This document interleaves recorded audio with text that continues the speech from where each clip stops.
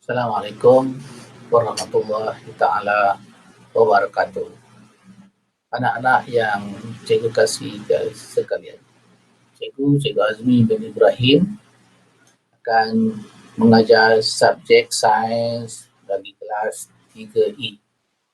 Baik, sebelum cikgu mulakan sesi PDPR kita pada kali ini, cikgu ingin memaklumkan kepada kamu keperluan buku yang perlu ada semasa kita belajar sains. Minggu ni kamu akan ibu apa kamu akan ada ke sekolah untuk mendapatkan buku teks. Ini contoh buku teks ada 3. Buku teks, buku aktiviti dan satu buku tulis yang perlu kamu ada untuk menulis latihan apabila diberitahu nanti. Baik, ada berapa buku teks? 1, buku tulis 1 dan buku aktiviti. 3 saja buku yang diperlukan. Baik, bagi memulakan sesi PDPR kita pada hari ini, marilah kita sama-sama menonton video bagi tajuk Peraturan Bilik Sains. Sains tahun 3 pada hari ini ialah Peraturan Bilik Sains. Okey. Jadi ini adalah topik yang pengenalan kepada sains bagi tahun 3 untuk awal tahun. Januari 2021 lah. Okey, baik, seterusnya kita punya tema adalah inquiry dalam sains. Fokus kita 2.0 Peraturan Bilik Sains dan standard kandungan 2.1 Peraturan Bilik Sains. Standard pembelajaran kita 2.1.1 mematuhi Peraturan Bilik Sains. Okey. Kita lihat ya. Sebaik-baik saja murid-murid tahun 3 meninggalkan bilik sains, si Bikar dan si tabung uji berbual-bual tentang aktiviti yang telah dijalankan oleh murid-murid tersebut.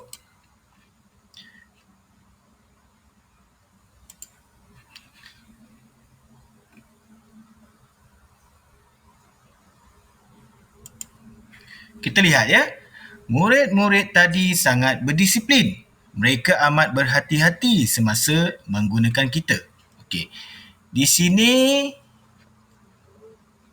Bika berkata kepada tabung uji. Okey. Mereka juga tahu bahawa kita diperbuat daripada kaca dan mudah pecah. Kita patut berbangga kerana mereka mengamalkan peraturan bilik sains dengan bijak. Kemudian di bawah ada soalan, apakah yang akan berlaku sekiranya murid tidak berhati-hati semasa mengendalikan peralatan kaca di bilik sains? Jadinya, peralatan kaca seperti bika dan tabung uji, kalau pecah, berbahaya. Okay? Akan menjadi isu keselamatan. Boleh mencederakan pengguna bilik sains. Jadi, perlu kepada adab dan etika dan tata cara yang betul.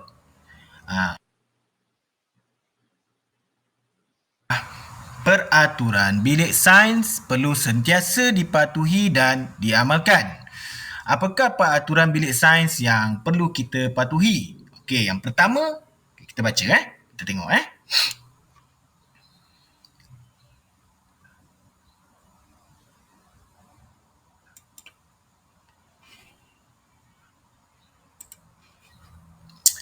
Membuka pintu dan tingkap sebelum memulakan aktiviti. Mengapakah kita perlu membuka pintu dan tingkap sebaik-baik saja memasuki bilik sains? Okey. Secara umumnya, bila kita katakan bilik sains ataupun makmal sains, akan ada bahan-bahan kimia yang terdapat di dalam bilik sains. Okey, sekiranya bilik sains tertutup, boleh jadi bahan-bahan kimia telah meruap dan terkepung di dalam bilik sains.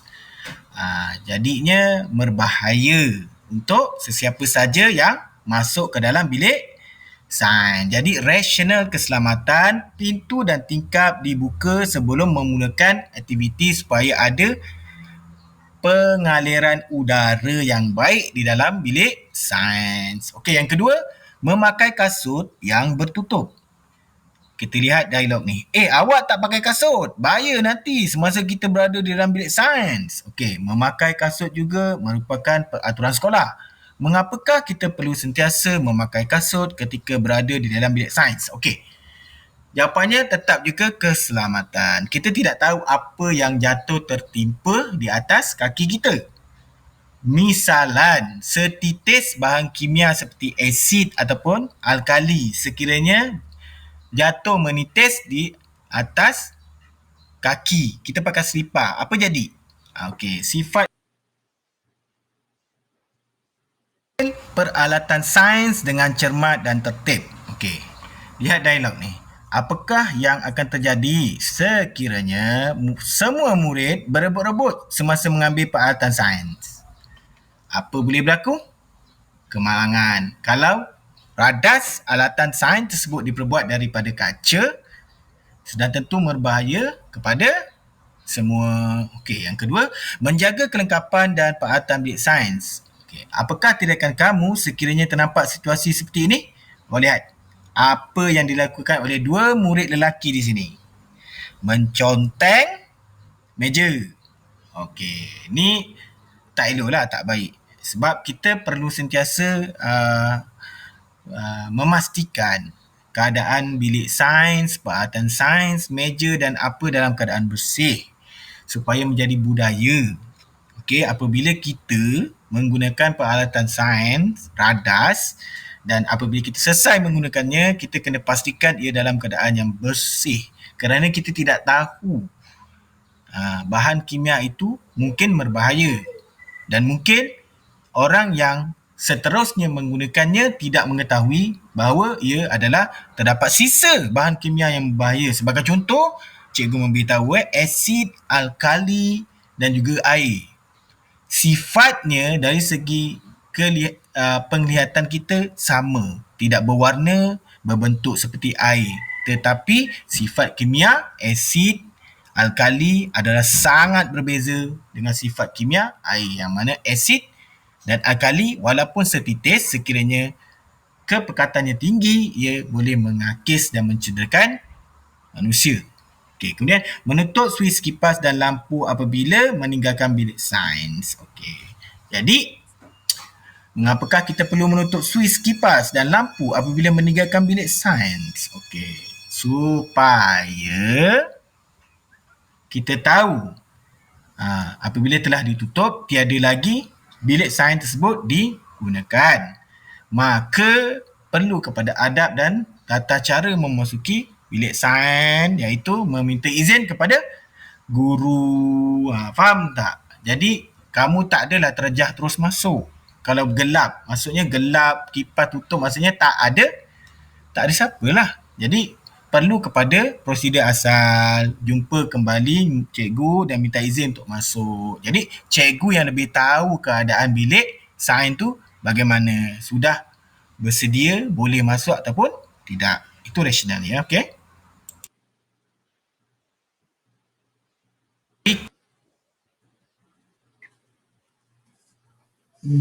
Setelah kamu menonton video tadi, kita perlukan satu tugasan untuk dibuat dalam buku aktiviti. Buku aktiviti, buku yang warna ni, buku sains aktiviti yang warna orange cair ni, kamu akan dapat pada minggu ni. Itu je dengan Putek. Kedua-dua buku ini saling memerlukan. Jadi, untuk tugasan hari ini, buka buku aktiviti di muka surat 15. Nanti bila dah dapat buku aktiviti tu nanti, buka muka surat 15. Apa soalan yang dalam buku ni? Tulis peraturan bilik sains yang bersesuaian dengan situasi di bawah. Ada 4 situasi. Tengok situasi 1 ni. Ada murid, dia membuka tingkap dan membuka pintu. Apa ayat yang sesuai untuk kita tulis dalam situasi 1 ni? Kita rujuk kembali buku teks. Buku teks ni, buku teks yang kamu akan dapat nanti. Kamu buka muka surat 24 dan 25. Baik. Di sini dalam buku teks ni ada 5 jawapan. Tengok ni. Yang warna biru ni dalam kotak warna biru, warna ungu ni, warna oranye, hijau dan coklat ni, kesemuanya jawapan. Baik. Berdasarkan gambar tadi,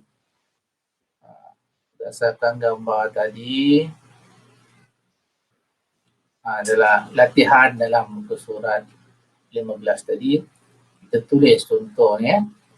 Tengok ada gambar murid ni kan. Murid tadi membuka pintu dan tingkap. Kita tulislah. Kita ambil ayat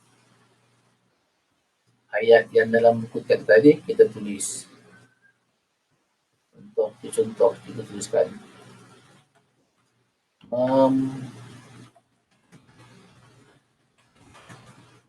Dan tingkap sebelum memulakan.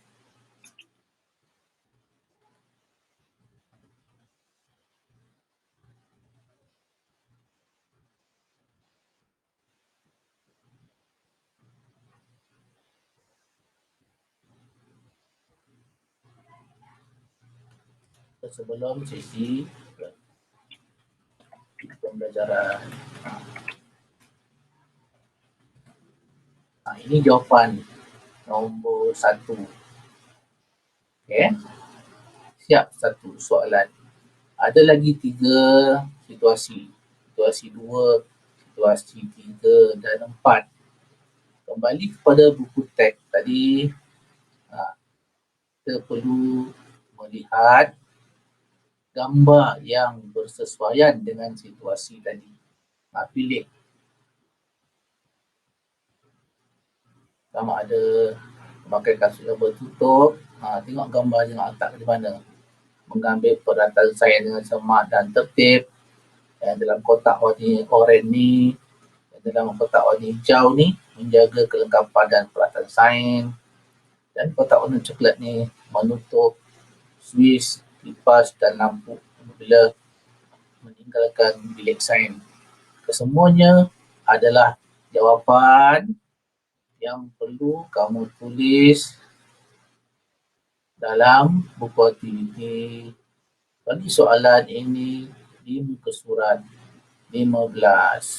Faham ya anak-anak? Latihan ini bila sudah disiapkan, kamu perlu hantar kepada cikgu apabila sekolah mula dibuka nanti. Sekian. Terima kasih. Jumpa lagi pada minggu hadapan.